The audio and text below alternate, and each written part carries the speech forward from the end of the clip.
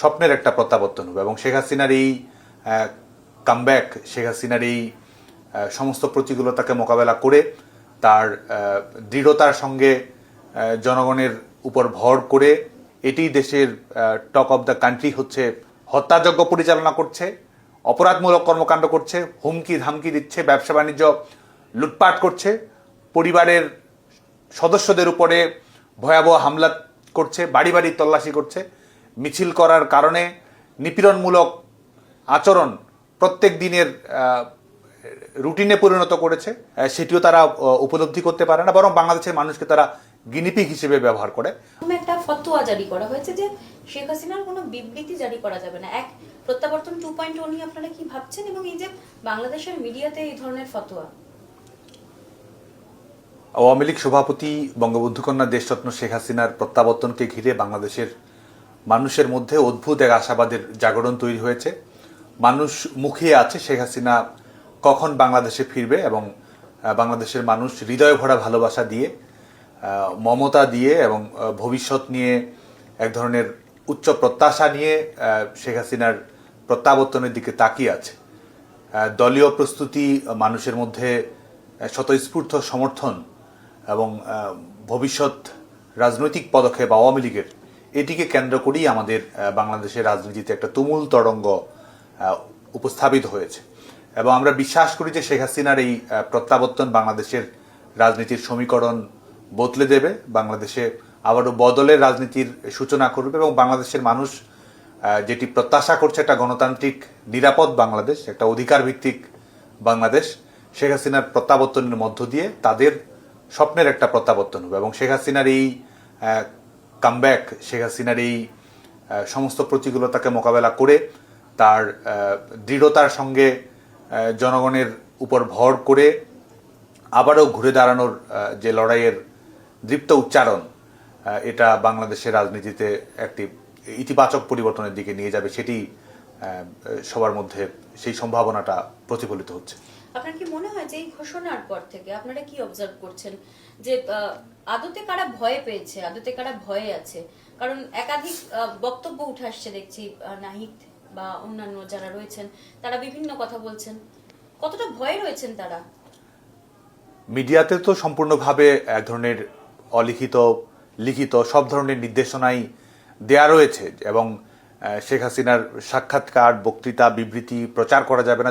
যদিও বাংলাদেশের মানুষের সবচেয়ে বেশি আগ্রহের বিষয় এটি দেশের টক অব দ্য কান্ট্রি হচ্ছে শেখ হাসিনার যে দৃঢ় উচ্চারণ, কিন্তু বাংলাদেশের সরকার নির্দেশনা দিয়েছে সম্পর্কিত কোনো ধরনের সংবাদ বিজ্ঞপ্তি, নিউজ, কোনো ধরনের কোনো কিছুই করা যাবে না। এমনকি আন্তর্জাতিক গণমাধ্যম সেটি করলেও বাংলাদেশের গণমাধ্যম যেন সেটি না করতে পারে, এজন্য সরকার দফায় দফায় ব্যাপারে নির্দেশনা দিচ্ছে।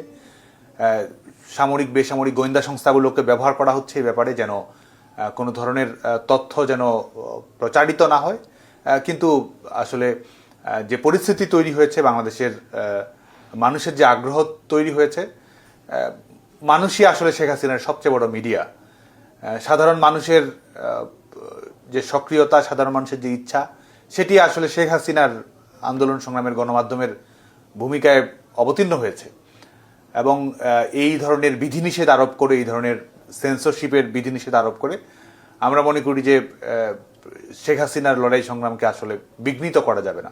শেখ হাসিনা ফিরছেন, বাংলাদেশের মানুষ সেটা অক্ষরে অক্ষরে জানে এবং এটাকে কেন্দ্র করে বাংলাদেশের মানুষ পরবর্তী রাজনৈতিক পদক্ষেপের কথা ভাবছে। কিন্তু আমি যে ভয়ের প্রশ্নটা করছিলাম, যে ভয় কারা পাচ্ছে দেখছেন? কারণ এই টোটাল আন্দোলন যারা করেছিলেন, নাহিদ থেকে শুরু করে যারা, বা বিদেশে বসে যারা ইউটিউবার ছিলেন, বিভিন্ন রকম উস্কানি দিয়েছেন, ছাত্র আন্দোলনের নামে, বৈষম্য বিরোধী ছাত্র আন্দোলনের নামে বাংলাদেশে অরাজকতা সৃষ্টি করেছেন জামাতের লোকজন, এনসিপির লোকজন, এদের এত ভয় কেন? একটি হচ্ছে যে অপ্রাসঙ্গিক হয়ে যাওয়ার ভয়, আরেকটি হচ্ছে যে অপরাধমূলক কর্মকাণ্ডের সঙ্গে তারা সম্পৃক্ত থেকেছে, সেটা আইনের শাসনের আশায়, আইনের শাসনের আওতায় আসার ভয়। কারণ তারা তাদের কর্মকাণ্ড সম্পর্কে জানে, তার যে কারণে তারা ইনডেমনিটির মতো রক্ষা কবচ তৈরি করেছে নিজেদের অপরাধমূলক কর্মকাণ্ডের সুরক্ষা এবং নিশ্চয়তার জন্য। তারা জানে যে শেখ হাসিনার রাজনীতি, আওয়ামী লীগের রাজনীতি হচ্ছে জনগণকে ক্ষমতায়িত করা রাজনীতি। আজকে যখন তারা জনগণকে সাইডলাইনে পাঠিয়ে এক ধরনের দফা রফার মাধ্যমে এক ধরনের পেছনের দরজা দিয়ে তারা ক্ষমতায়িত হয়েছে, তারা জানে যে তাদের এই সবকিছুই আবারও পরাজিত হবে জনগণের শুভশক্তি জাগরণের মধ্য দিয়ে। সে কারণেই তারা আসলে সন্ত্রস্ত, জনগণের উত্থানের ভয়ে তারা সন্ত্রস্ত, গণতন্ত্র এবং ন্যায় বিচারের লড়াই বিজয়ী হওয়ার ভয়ে তারা সন্ত্রস্ত, এবং এই অবৈধ ক্ষমতা, এই প্রশাসনের নির্বাচনের মাধ্যমে ক্ষমতায়িত হওয়ার মাধ্যমে তারা যে বিত্ত বৈভব গড়ে তুলেছে, ব্যবসা বাণিজ্য লুটপাটের যে লাইসেন্স তারা পেয়েছে, এবং জনগণকে সন্ত্রস্ত করে তারা যে তাদের ক্ষমতাকে রিনিউ করেছে, সেটির মেয়াদ শেষ হয়ে যাওয়ার ভয়ে তারা আসলে এই কারণেই তারা এটিকে এই তাদের নিজেদের ভয়টাকে আসলে জনগণের ভয় বলে তারা চাপিয়ে দেওয়ার চেষ্টা করছে। কিন্তু এই নাসিরউদ্দিন পাটোয়ারি এরা যারা রয়েছেন, নাহিদ, এরা যারা রয়েছেন, একটা সময় তাদের যে ফরম্যাটে দেখা গিয়েছিল, এখন তাদের লাইফস্টাইল টোটালি চেঞ্জড। মানে হঠাৎ করে এমন কি ইনকাম তারা করলেন, এমন কি করলেন কাজ রাষ্ট্রের জন্য, এমন কি পেশায় তারা এলেন যে তাদের জীবনযাত্রা বদলে গেল? সেই প্রশ্ন কখনো আপনাদের মাথায় এসছে? এবং তারা যে কাজ 2024-এর পর থেকে করেছেন, বিশেষ করে ছাত্রলীগের কর্মী সমর্থকদের খুন করা বা অত্যাচার করা, আওয়ামী লীগ দেখলেই তাদের মারধর করা, খুন করা, অত্যাচার করা, বাড়ি পোড়ানো, এটার হিসাব কিভাবে নেওয়া হবে? এই উদাহরণগুলো তো সবচেয়ে বলিষ্ঠ উদাহরণ যে দুর্বৃত্তায়িত রাজনীতি, দুর্নীতিপরায়ণ রাজনীতি এবং ষড়যন্ত্রের রাজনীতি, এবং রাজনীতির জন্য যে জনগণ গুরুত্বপূর্ণ নয়, নিজেদের ক্ষমতা, নিজেদের ব্যাংক ব্যালেন্স বাড়ানো গুরুত্বপূর্ণ, এটির জাজল্যমান প্রমাণ তারা সবসময় রেখেছে। এই 2 বছরের মধ্যে তারা এক একজন শত কোটি টাকার সম্পদ করেছে, তারা বিভিন্ন ধরনের ব্যবসা বাণিজ্যের অনৈতিক সুযোগ সুবিধা গ্রহণ করেছে, রাষ্ট্রীয় কোষাগার লুট করেছে, সাধারণ মানুষ, আওয়ামী লীগের নেতাকর্মী, সাধারণ ব্যবসায়ী, পেশাজীবী গোষ্ঠী, তাদের কাছ থেকে তারা অর্থ, বিত্ত হুমকি ধামকির মধ্য দিয়ে গ্রহণ করেছে। সচিবালয়কে তারা নিজেদের লুটপাটের কাজে ব্যবহার করেছে, ব্যাংকগুলো থেকে, সরকারি কোষাগার থেকে, শেয়ার বাজার থেকে লুটপাট করা হয়েছে, এবং সরকারের নিয়ম কানুন নীতি সবকিছুকে বৃদ্ধাঙ্গুলি দেখিয়ে সবকিছুকে তারা তাদের নিজেদের স্বার্থে ব্যবহার করেছে। অন্তর্বর্তী সরকারের তৎকালীন প্রধান তিনি নিজেও রাষ্ট্রীয় মেশিনারিজকে ব্যবহার করে নিজেদের বিত্তবিভব বানিয়েছেন, এবং তার সঙ্গে যারা কিংস পার্টি থেকে শুরু করে বিএনপি, জামায়াত, প্রত্যেকেই আসলে নিজেদের সমৃদ্ধির জন্য তারা এই গত 2 বছরকে ব্যবহার করেছে। এবং বাংলাদেশের মানুষ এটা জানে যে তারা দুর্নীতিতে কতটুকু নিমজ্জিত। বাংলাদেশের মানুষ এটা তাদের যাপিত জীবনের অভিজ্ঞতা থেকে জানে যে তাদের কিভাবে ধোঁকা দেওয়া হয়েছে, প্রতারণা করা হয়েছে, এবং তাদের জীবনাচরণ, তাদের চালচলন এবং 2 বছরের যে অভূতপূর্ব পরিবর্তন নিয়ে এসেছে, তাদের নিজেদের জীবনে শ্রীবৃদ্ধি ঘটিয়েছে এসব, এবং বিদেশে টাকা পাচারের যে অভাবনীয় সংখ্যা বাংলাদেশের মানুষের সামনে উপস্থাপিত হয়েছে। প্রত্যেক দিনই বাংলাদেশের মানুষ এই উদাহরণগুলো দেখে, এবং মানুষের মধ্যে কারণে ক্ষোভ রয়েছে, বাংলাদেশের মানুষের মধ্যে প্রতিবাদের সঞ্চার হচ্ছে, এবং এই সকল অপরাধ, রাজনৈতিক অপরাধ, ফৌজদারি অপরাধ, অনৈতিক কর্মকাণ্ড এবং একই সঙ্গে অর্থনৈতিকভাবে অপরাধমূলক কর্মকাণ্ড, সকল কিছুই যেন আইনের আওতায় আসে, সকল কিছু যেন বিচারিক প্রক্রিয়ার আওতায় আসে। বাংলাদেশের মানুষ এটা খুব প্রগাঢ়ভাবে এই প্রত্যাশাটা করে। আর বাংলাদেশ ছাত্রলীগ, বাংলাদেশ আওয়ামী লীগের নেতাকর্মীরা বিগত 2 বছর ধরে রাষ্ট্র কর্তৃক এবং একই সঙ্গে এই সরকার দলীয় বিভিন্ন পাণ্ডাদের মাধ্যমে, এমনকি বলা যায় যে বর্তমান প্রশাসনের নির্বাচনের মাধ্যমে যিনি প্রধানমন্ত্রীর পদ দখল আছে, তাদের সরাসরি পৃষ্ঠপোষকতায়, নির্দেশনায় আজকে কিন্তু এই সরকার নিজেই ঘাতক বাহিনীতে পরিণত হয়েছে, সরকার নিজে একটা ক্রিমিনাল গ্যাংয়ে পরিণত হয়েছে, সরকার নিজে একটা কিলিং এজেন্সিতে পরিণত হচ্ছে, যে কারণে আজকে প্রত্যেক দিনই কারাগারের হেফাজতে থেকে আমাদের নেতাকর্মীরা হত্যাকাণ্ডের শিকার হচ্ছে, পুলিশ হেফাজতে হত্যাকাণ্ডের শিকার হচ্ছে, চিকিৎসাহীনতার মাধ্যমে হত্যাকাণ্ডের শিকার হচ্ছে, এবং সরাসরি মব, সরকারি বাহিনী লেলিয়ে দেয়া, তার মাধ্যমেও নেতাকর্মীরা প্রত্যেক মুহূর্তে হত্যাকাণ্ডের শিকার হচ্ছে। এবং আমরা একটি বার্তা সুস্পষ্টভাবেই বারবার দিয়েছি যে প্রত্যেকটি অপরাধমূলক কর্মকাণ্ডকেই বিচারিক প্রক্রিয়ার আওতায় আসতে হবে। যারা আওয়ামী লীগের নেতাকর্মীদের উপরে, সমর্থক শুভাকাঙ্ক্ষীদের উপরে যারা হত্যাযজ্ঞ পরিচালনা করছে, অপরাধমূলক কর্মকাণ্ড করছে, হুমকি ধামকি দিচ্ছে, ব্যবসা বাণিজ্য লুটপাট করছে, পরিবারের সদস্যদের উপরে ভয়াবহ হামলা করছে, বাড়ি বাড়ি তল্লাশি করছে, মিছিল করার কারণে নিপীড়নমূলক আচরণ প্রত্যেক দিনের রুটিনে পরিণত করেছে, তাদের সবাইকে আইনের বিচারিক প্রক্রিয়ার আওতায় যেমন আসতে হবে এবং একই সঙ্গে রাজনৈতিকভাবেও তাদের জবাবের আওতায় আসতে হবে। লিস্টিং করছেন আপনারা, আপনারা জানেন যে কারা কারা আপনাদের উপর হামলা আক্রমণ, আপনাদের কর্মী সমর্থকরা তো নিয়মিত আপনাদের সঙ্গে যোগাযোগে রয়েছেন, নেত্রীর কাছেও তারা ফোন করছেন বা যোগাযোগ রেখেছেন আপনাদের। শেখ হাসিনাকে আমরা দেখছি তিনি কানেক্ট করেন প্রতিদিন এবং তিনি বলছেন, আপনারাও এরকম কি লিস্টিং করছেন? আপনারা জানেন কারা করছেন? প্রত্যেকটি ঘটনাই ডকুমেন্টেড রয়েছে, প্রত্যেকটি ঘটনার দালিলিক প্রমাণ আমাদের কাছে সংরক্ষিত আছে। যারা অপরাধমূলক কর্মকাণ্ড করছে, পৃষ্ঠপোষকতা প্রদর্শন করছে, পেছনে থেকে যারা ছক আঁকছে, যারা বাস্তবায়ন করছে, যারা সুবিধাভোগী হচ্ছে, বিশ্ববিদ্যালয়গুলো থেকে, কলেজগুলো থেকে, শিক্ষা প্রতিষ্ঠানগুলো থেকে, যারা শিক্ষার অধিকার থেকে বাংলাদেশের নাগরিকদের, তরুণদেরকে যারা বঞ্চিত করছে, চাকরি থেকে বাতিল করে দিচ্ছে, সরাসরি আক্রমণ পরিচালনা করছে, প্রত্যেকটি ঘটনাই কিন্তু আমাদের কাছে এবং প্রত্যেকটি আমাদের রাজনৈতিক সংগঠন, সামাজিক সাংস্কৃতিক সংগঠন সবার কাছেই কিন্তু সবকিছুই সংবিধিবদ্ধভাবে লিপিবদ্ধ থাকছে।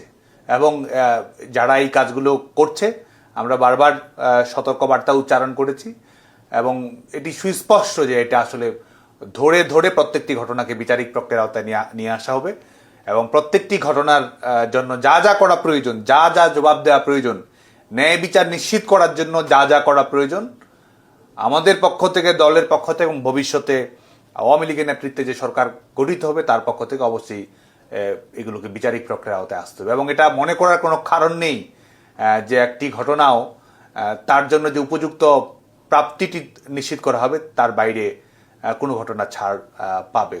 এটি কোনো ঘটনায় স্কিপ করার সুযোগ নেই, ছোট হোক বড় হোক প্রত্যেকটি অপরাধমূলক কর্মকাণ্ডই আসলে বিচারিক প্রক্রিয়ার আওতায় আসবে। এই নাসিরউদ্দিন পাটোয়ারি, নাহিদ ইসলামরা বা শারজিস আলমরা এরা বারবার করে আপনাদের কয়েকজনের নাম করে হুঁশিয়ারি দেন। আজকের দিনে দাঁড়িয়ে যখন ডিসেম্বরে প্রত্যাবর্তনের কথা আসছে, তাদের উদ্দেশ্যে কোনো বার্তা দিতে চান, মানে এনসিপির এই তথাকথিত নেতাদের সম্পর্কে? আজকে দেশে যারা ক্ষমতা জবরদখল করে রেখেছে এবং এই কিংস পার্টির বিভিন্ন শাখা প্রশাখা আজকে যারা গড়ে উঠেছে তারা আসলে নিজেদের নৈতিক শক্তিতে কিংবা জনগণের শক্তি কোনোটাতেই আসলে ক্ষমতায়িত নয়। তারা আসলে তাদের যে বিদেশি প্রভুরা যাদের মাধ্যমে তারা 5ই আগস্টের ষড়যন্ত্র, টার্গেট কিলিং বাস্তবায়ন করেছে, তারা আসলে তাদের ক্রীড়নক হয়ে বর্তমানে তাদের ভূমিকা পালন করছে এবং তারা জানে যে তারা যাদের হয়ে তারা পুতুল নাচের ইতিকথা লিখছে তাদের সময় আসলে শেষ হয়ে আসছে এবং সে কারণে তারা নিজেদের বাক্স পেটরা তো গোছানো শুরু করেছেই এবং একই সঙ্গে তাদের বিত্ত বিভবের সুরক্ষা সেটি নিয়েই তারা আসলে ব্যতিব্যস্ত। এর বাইরে যেসব তারা বলছে এসব আসলে ফাঁকা আওয়াজ এবং আওয়ামী লীগের যারা আজকে এই বাংলাদেশের বাস্তবতার কারণে যারা আজকে দেশের বাইরে আসতে বাধ্য হয়েছে তারা প্রত্যেকেই কিন্তু ফিরতে শুরু করেছে এবং আমরা সবাই আমাদের দলীয় নেতাকর্মী, আমাদের সমর্থক, শুভাকাঙ্ক্ষী দেশে বিদেশে প্রবাসে যে যেখানে যে অবস্থায় আছে সেখান থেকেই কিন্তু প্রত্যাবর্তন করবে, রাজপথে প্রত্যাবর্তন করবে, আন্দোলন সংগ্রাম করবে এবং মুখোমুখি হয়েই কিন্তু আমরা সমস্ত কিছুর ফয়সালা করব।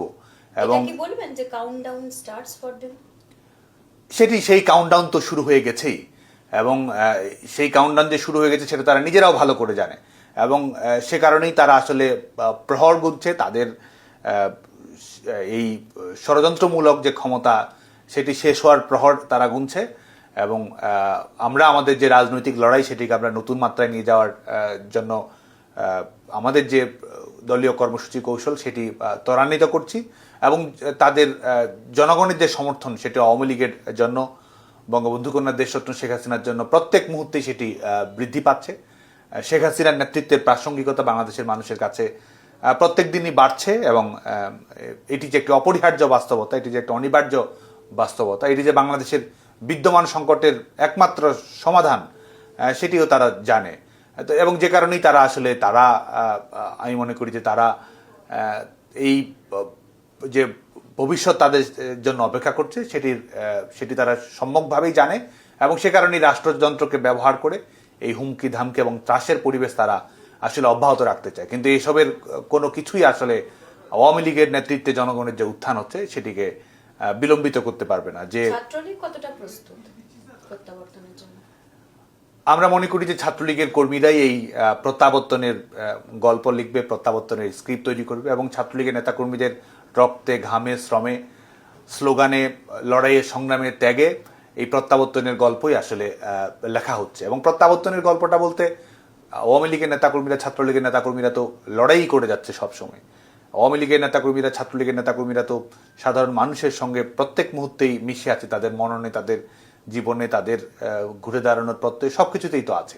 আমরা মনে করি যে এবারের যে প্রত্যাবর্তন বলা হচ্ছে, এটা আমাদের আন্দোলন কিংবা আমাদের সংগ্রামের একটা একটা একটা একটা বাক পরিবর্তনকারী মুহূর্ত, এবং ছাত্রলীগ এটার জন্য প্রস্তুত। আমাদের তরুণ প্রজন্মের নেতৃত্বে যে গণতান্ত্রিক আন্দোলন হবে সেটার জন্য ছাত্রলীগের সাংগঠনিক প্রস্তুতি, রাজনৈতিক প্রস্তুতি, মানসিক প্রস্তুতি সবকিছুই রয়েছে। কোনো কিছুতেই ছাত্রলীগের কর্মীরা পিছপা হবে না। বিজয় নিশ্চিত না করা পর্যন্ত আমাদের লড়াই চলতেই থাকবে, এবং এটার চূড়ান্ত ফলাফল ফয়সালা করেই বাংলাদেশ ছাত্রলীগের কর্মীরা তাদের বর্তমান রাজনৈতিক দায়িত্ব সম্পন্ন করবে। আরেকটা ন্যারেটিভ তৈরি করার চেষ্টা করা হচ্ছে যে গোটাটার পেছনে ভারতের মদত রয়েছে। যখন বৈষম্য বিরোধী ছাত্র আন্দোলন হয়েছিল সেই সময় থেকেই ভারত বিরোধিতার জিগির, দিল্লি না ঢাকা স্লোগান, এবং এক নাগাড়ে ভারত বিরোধী মন্তব্য, ভারত বিরোধী অ্যাক্টিভিটিস একাধিক কিছু হয়েছে। এবং আপনারা তো সরাসরি আপনাদের বলাই হয় যে আপনারা ভারতের দালাল। এই বিষয়টা নিয়ে কি বলবেন, যে ভারত বিরোধিতা এত কেন? এটির পেছনে বাংলাদেশে যে মৌলবাদী গোষ্ঠীগুলো আছে তারা এটি আসলে তাদের যে উগ্রবাদী রাজনীতি, এই উগ্রবাদী রাজনীতির এজেন্ডা বাস্তবায়ন করার জন্যই তারা এই ভারত বিরোধী রাজনীতির চর্চা করে এবং এটিকে পলিটিক্যাল ন্যারেটিভের মধ্যে নিয়ে আসার চেষ্টা করে।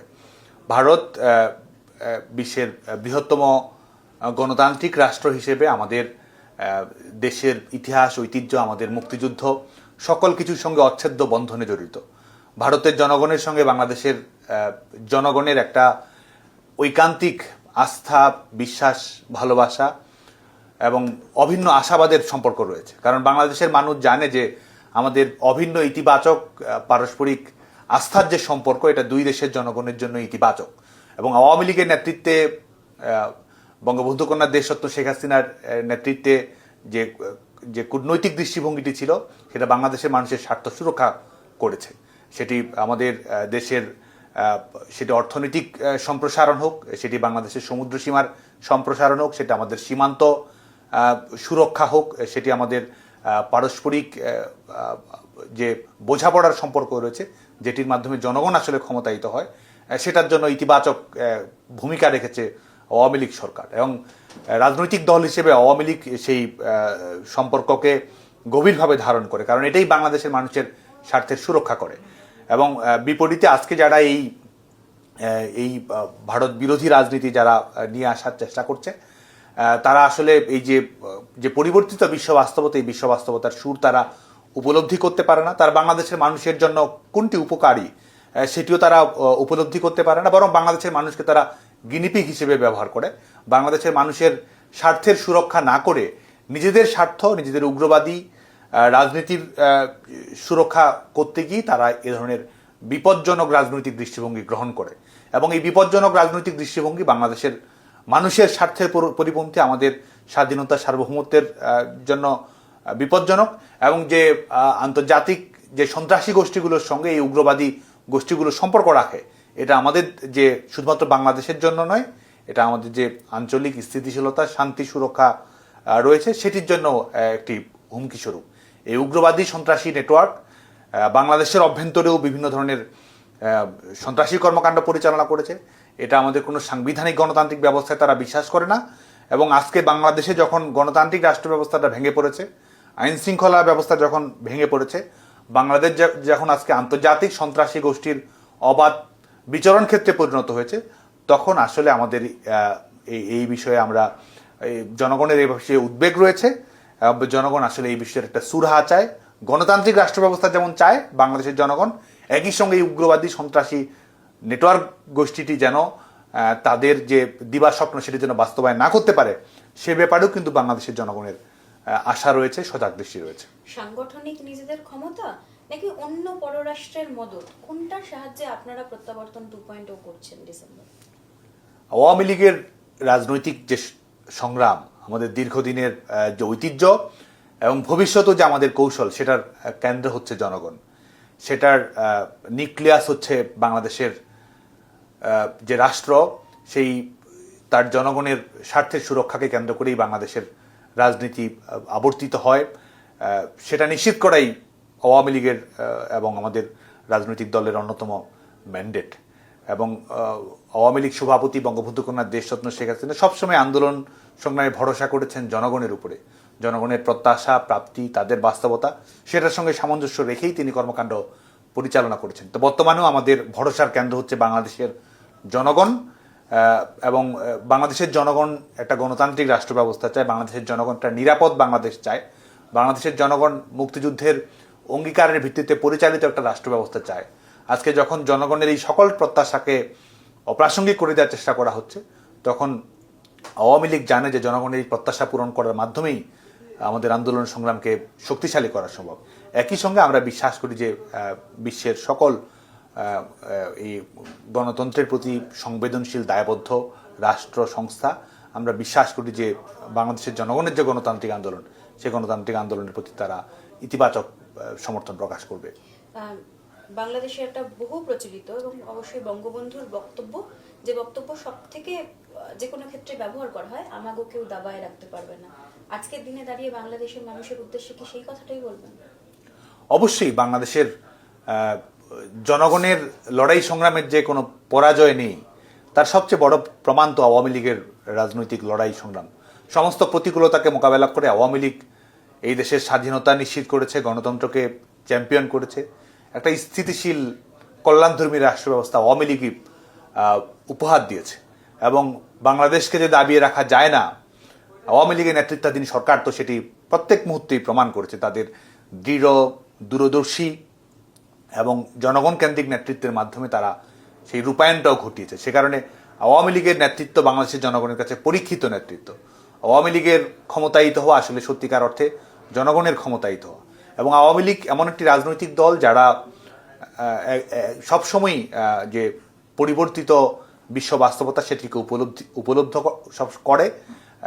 নিরীক্ষাধর্মী গণতান্ত্রিক উপলব্ধি আওয়ামী লীগের প্রবলভাবে রয়েছে এবং এক ধরনের প্রতিযোগিতামূলক রাজনীতির প্রত্যাশা আওয়ামী লীগ সেটি সবসময়ই প্রত্যেক মুহূর্ত দেখতে চায়। একটা সাংবিধানিক গণতান্ত্রিক ব্যবস্থা বাংলাদেশে সবসময় অটুট থাকুক, এটি আওয়ামী লীগ সবসময় নিশ্চিত করতে চায়। এবং এটির ফলাফলই হচ্ছে যে দাবিয়ে রাখতে না পারার জন্য যে পরীক্ষিত নেতৃত্ব, তার প্রয়োজনীয়তা উপলব্ধি করা। আজকের দিনে বাংলাদেশের জনগণও সেটি প্রবলভাবে করে এবং আওয়ামী লীগও সেই এটি এক ধরনের আমাদের কাছে ওয়েক আপ কল, এটি এক ধরনের কল অফ ডিউটি।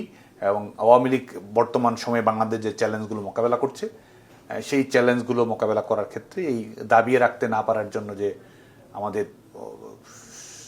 এক ধরনের চিরন্তন বিজয়ের সংগ্রামের ইতিহাস, সেটিকে আওয়ামী লীগ ভবিষ্যতেও আমি বিশ্বাস করি যে সবসময় সেটিকে অটুট রাখবে। ছাত্রলীগের কর্মী সমর্থকদের কোনো বার্তা দিতে চান ডিসেম্বরকে কেন্দ্র করে? বাংলাদেশ ছাত্রলীগের কর্মীদেরকে একটা গণতান্ত্রিক বিপ্লবের জন্য প্রস্তুতি গ্রহণ করতে হবে। বাংলাদেশ ছাত্রলীগের কর্মীদেরকে আমাদের এই দেশের রাজনীতির সমীকরণ বদলে দেওয়ার জন্য শপথ গ্রহণ করতে হবে। যে প্রস্তুতি আমরা গ্রহণ করছি, সেই প্রস্তুতি আমাদের জন্য নয়, বাংলাদেশের জনগণের জন্য। যে লড়াই আমরা করছি, সেটা যে রাষ্ট্র ব্যবস্থা আমরা চাই, সেই রাষ্ট্র ব্যবস্থার গণতান্ত্রিক, আধুনিক, অধিকারভিত্তিক রাষ্ট্র ব্যবস্থা বাস্তবায়ন করার জন্য।